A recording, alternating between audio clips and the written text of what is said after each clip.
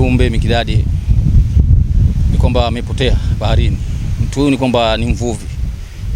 Ni kwamba alifika ufukweni na kukifuata chombo ambacho chombo hicho ni kwamba kilikuwa kiko bondeni. Baada ya kukifuata ni kwamba ameshindwa kufika katika kile chombo, ndio maji akamchukua na kumpeleka sehemu nyingine.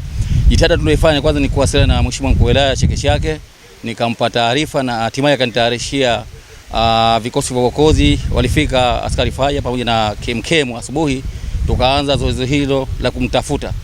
Lakini vile vile nikachukua hatua nyingine ya kutoa taarifa kwa shehia jirani, shehia wangu wa Dagoni, na wao pia walifanya jitihada kwa vile ni kwamba upepo huu unaelekea katika shehia yake.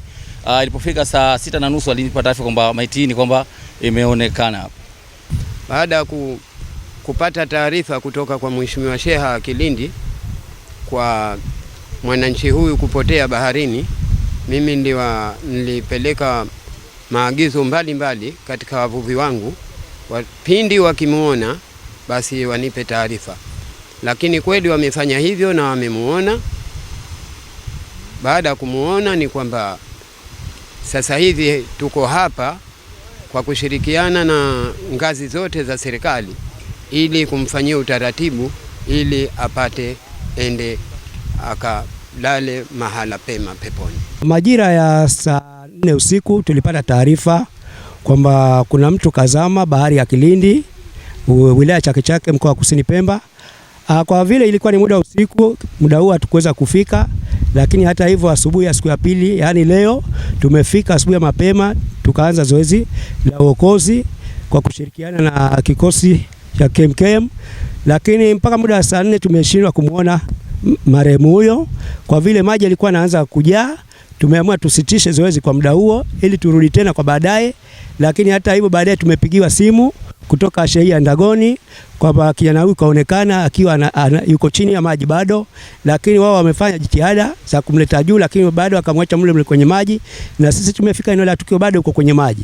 Tumeamua kumleta juu. Kijana huyu inasemekana alianza kuzama muda jana saa 8 za mchana, na chanzo alifuata chombo chake, maji yakamzidi yakamchukua. Kwa vile maji yana upepo, yalikuwa na mawimbi, ibidi yamhamishe shehia moja kumpeleka shehia nyingine. Kwa hiyo mimi niendelee tu kutoa wito, hasa sisi tunaoishi maeneo ya baharini, tunapoenda kwenye maeneo haya ya shughuli zetu za baharini, tusiende mmoja mmoja, kwa sababu kama yule hapa alikuwa na mwenzake, hata shughuli za uokozi zingalikuwa rahisi, kwa sababu tungalijua ni pointi gani yupo, lakini alikuwa ni peke yake. Kwa hiyo nitoe wito tu kwa jamii, tuende japo kuanzia wawili katika shughuli zetu za uvuvi za kila siku. Ana miaka 60, anakisiwa kuwa na miaka 62. Amepotea tokea jana. Nilipata taarifa tokea saa 11 ambapo mwananchi huyu alienda baharini kuondosha chombo chake ambacho ni mvuvi, lakini bahati mzuri alipofika maji yakamsonga na hakuweza tena kurudi juu. Kwa kweli nimefika hapa leo, na jana hiyo tulituma vikosi vyetu vya ulinzi na usalama ili kuweza kufanya doria ya kuweza kumsaka katika bahari hii.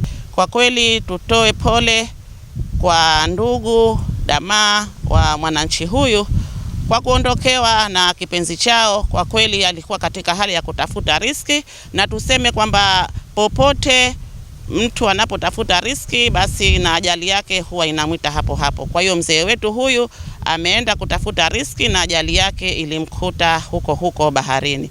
Kwa kweli tunamshukuru, tumepata kumstiri, tumeshamuokoa. Kwa kweli tunataka kuwakabidhi familia kwa ajili ya kwenda kumzika.